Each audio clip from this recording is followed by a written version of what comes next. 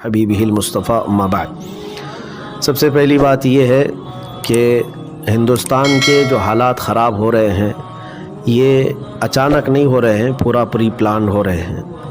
یعنی خاص طور پر ایک کمیونٹی کو ٹارگٹ کرنا اور ان کو ان کے جذبات پر اور ان کے مقدسات پر بار بار حملے کرنا، ظاہر سی بات ہے یہ کئی دنوں سے چل رہا ہے اور اب کے سالوں میں یہ کچھ زیادہ ہی گرم ہو گیا ہے۔ شروع میں ایسا ہوتا تھا کہ مندر مسجد کے ٹاپکس چلتے رہتے تھے، بہت سالوں سے یہ باتیں ہوتی تھی، لیکن اب تو ایسا ہو گیا کہ مسلمان جن چیزوں پر اپنے اس آزاد ملک میں عمل کرنا چاہتے ہیں ان چیزوں کو ٹارگٹ کیا جاتا ہے۔ مجھے بتائیے آج اگر یہ انڈیا آزاد ملک ہے، بھارت ہمارا، سب کو ساتھ میں رہنے کا اور اپنے اپنے دھرم کا پالن کرنے کا یہاں پر موقع ملتا ہے اور اجازت عام ہے، تو پھر یہ خاص طور پر مسلمانوں کے خاص جو ریلیجیس معاملات ہیں اس کو کیوں ٹارگٹ کیا جاتا ہے؟ ہم کبھی جا کر کے آج تک باہر اپنا یہ پروٹیسٹ نہیں کیے، احتجاج نہیں کیے کہ کرسچن لوگ کیا کھاتے ہیں، یہودی لوگ کیا کھاتے ہیں، سکھ لوگ کیا کھاتے ہیں، ہندو لوگ کیا کھاتے ہیں، لیکن ہم کیا کیا کھاتے ہیں یہ ان کو بڑی فکر ہے۔ کچھ ایسے ہیں، میں دیش کے پورے ہندوؤں کی بات نہیں کرتا، بہت سارے آج بھی ہیں جو سمجھدار ہیں، بلکہ وہ خود ہی ڈیفنس میں کھڑے بھی ہیں، لیکن ایک خاص طبقہ ایسا ہے جس کو کٹرواد بنایا گیا ہے۔ پتہ نہیں ان کو کون سا بھنگ پلا کر کے سڑکوں پہ اتارا جاتا ہے۔ وہ خاص طور پر حلال گوشت، ان کو کیا پڑی ہے ہم حلال گوشت کس طرح سے کھا رہے ہیں؟ برسوں سے کھا رہے ہیں، آج کی بات نہیں ہے۔ دیش آزاد ہوا اس سے پہلے بھی جو مسلمان کھاتے تھے اسی انداز سے آج بھی کھا رہے ہیں۔ یہ معاملہ ہوا، عورتیں حجاب پہنے تو تکلیف ہونے لگ گئی ہے۔ بھائی جب پہننے کی آزادی ہے، آپ کچھ بھی پہن کر کے باہر آؤ، ہم کسی کو سوال نہیں کرتے، پوچھتے نہیں ہیں، یہاں تو ننگے بھی گھوم رہے ہیں۔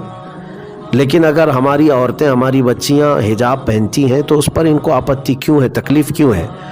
اس کا مطلب یہ ہے کہ اتنے کٹھور دل ہو گئے ہیں، اتنے تنگ دل ہو گئے ہیں کہ یہ برداشت کسی چیز کو کرنے کا ان کے اندر مادہ ہے نہیں، جس کو ٹالرنس کہا جاتا ہے وہ ہے ہی نہیں ان کے اندر۔ ایک ہوتا ہے چیزوں کو برداشت کرنا، تحمل۔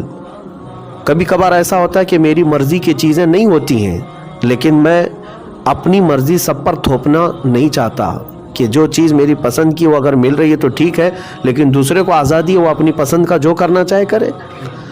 اس کے علاوہ اب جو آپ نے سوال کیا ہے اذانوں کے مسئلے کو لے کر، دیکھیے اذانوں کے مسئلے کو لے کر کے اگر خالص یہ جو نوائز پولیوشن کی بات کی جا رہی ہے تو میں کہتا ہوں ٹھیک ہے، اس حد تک جو بچتا ہے سب کو بند کرنا ہوگا، ٹھیک ہے، ہم بھی اس کے حت میں ہیں، ہم اس کی حمایت کریں گے کہ بہت زیادہ بڑے شور سے آواز کرنے کی ضرورت نہیں ہے، ٹھیک ہے، لیکن مسئلہ یہاں پر نوائز پولیوشن کا نہیں ہے، باضابطہ ایک کمیونٹی کو ٹارگٹ کرنا، اور اذان ہی ان کو کھلنے لگی ہے۔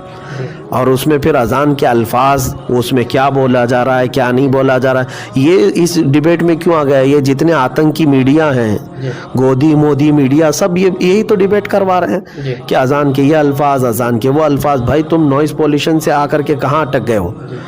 اور رہی بات، اب اسی سے سمجھ میں آ رہا ہے کہ ان کو مسئلہ لاؤڈ سپیکر کا نہیں ہے، کہ اس کے خلاف اگر کوئی یہ کہتا ہے کہ اگر تم لوگ اذان لاؤڈ سپیکر پر بجاؤ گے تو ہم مسجدوں کے باہر ہنومان چالیسا کریں گے، اور یہ جتنے کاغذی شعر ہیں، یہ کپڑے کے شعر ہیں جو اس طرح کے بھوکتے ہیں، اور ان کا موسم میں شعر بننے کا شوق ہوتا ہے اور بدلتے بھی رہتے ہیں۔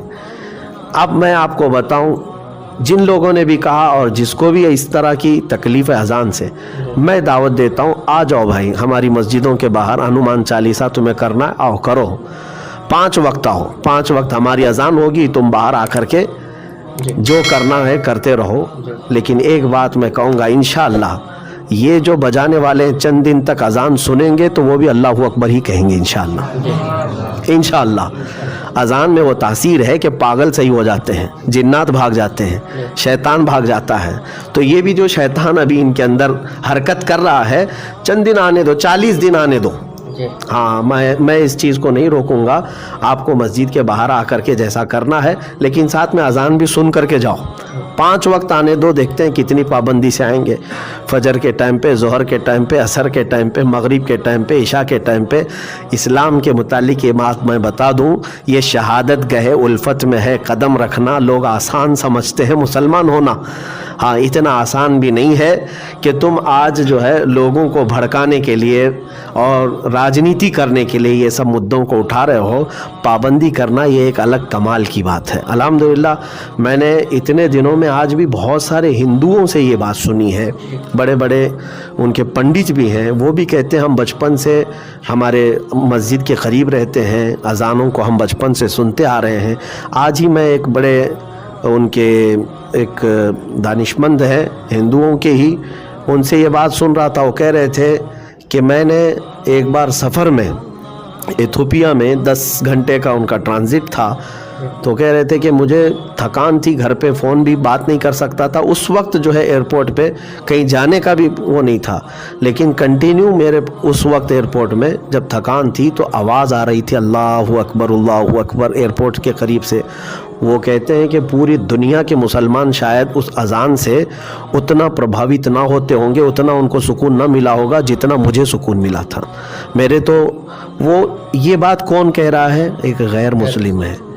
ऐसा नहीं है कि इन लोगों को पसंद नहीं। भाई आपके भजन बजते हैं, हिंदुओं के भजन होते हैं, और उसके अलावा गुरुद्वारे में जो है वो लोग अपने हाँ संगीत गाते हैं। इसके अलावा क्रिश्चियन लोग भी अपने चर्च में जो भी उनका हफ्तावारी होता है, लेकिन किसी ने आज तक एक दूसरे पर इस तरह इस आवाज़ को लेकर के वो नहीं किया। हिंदुस्तान में तो ये सब चीज़ें चली रही थी, लेकिन अब कुल मिलाकर के ये समझ में आया कि ये जितने संघी हैं इनका दिल जो है चूंटी के दिल से भी छोटा है, कि ये किसी को बर्दाश्त नहीं कर पाते। यही तो बात है कि आज ज्ञानवापी मस्जिद के मसले में भाई पूरी सैकड़ों मंदिरें तुम्हारी हैं वहाँ पर, क्या कमी है?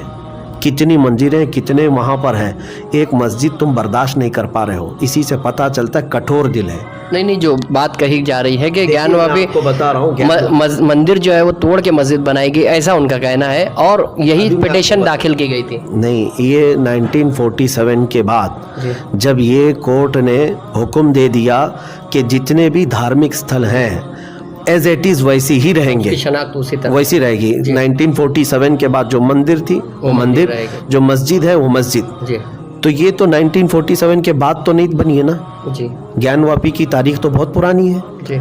इसका मुकदमा तो 1937 में 35 में भी गया है कोर्ट में जी। आपको पता होगा 1935 में भी कोर्ट में इसी तरह की पिटीशन गई थी जी। और उसके बाद फिर कई मरतबा ये चलता है, लेकिन 1947 के बाद का इंडिया जो भारत आज़ाद होने के बाद ये जो कानून है कि जो भी धार्मिक स्थल है वो उसी तरह रहेगी। हत्ता कि यहाँ तक भी मैंने देखा कि इसको चैलेंज भी नहीं करना चाहिए अब आगे जा कर के। ये भी कोर्ट ने कहा है कि अगर कोई मंदिर 1947 से पहले का है तो अब कोई जा कर के उस पर भी अपना दावा ना ठोके, इसी तरह मस्जिद पर भी। तो ये चीज़ जब है मुस्तहकम है तो अब क्यों ज़रूरत पेश आ रही है इस चीज़? जिस तरह से यानी बाबरी मस्जिद का फैसला जो है राम मंदिर के हक में आया, तो उसके बाद जो है कुछ ताकतें जो है इस तरह की कोशिश कर रही है, तो क्या लगता है आपको कि मुल्क में और नफरत पैदा करने की कोशिश है? भाई हुकूमत भी तुम्हारी, अखबार भी तुम्हारा, सारी